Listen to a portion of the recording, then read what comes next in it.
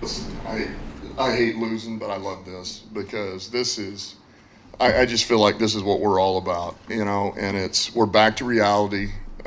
We're back in the mud, and it's doom and gloom outside of this building and this world. And man, let's just hunker down and go to work, and let's get back to what we do well. And it takes all of us to win. It's going to take all three phases, and I just feel like that's what we do best. And I know our guys, I know our coaches, and man, this is challenge accepted, challenge accepted. So I feel really good. I do. And I know the opponent's coming in. And if we don't get back to our identity, this team will take your soul. And so that's the motivation. Challenge accepted. Stoke not scared. Stoke not scared. We're going to take your soul. Get him, Booner. Oh, that pumped me up. They should give me a helmet. I'll go play. I'll be the running back 3. 5.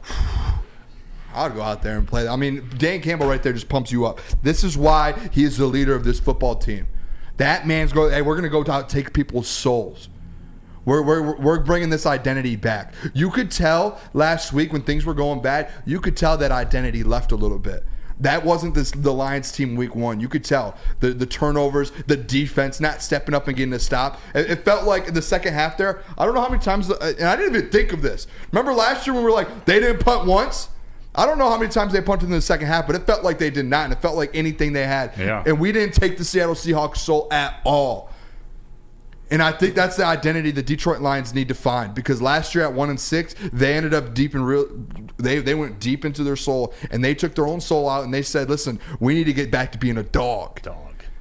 And I think they're doing that now at 1-1 instead of 1-6, and that's what it feels like. These press conferences, it feels like 1-6 last year when they all came out. Sheila came out and they said, "Hey, don't worry.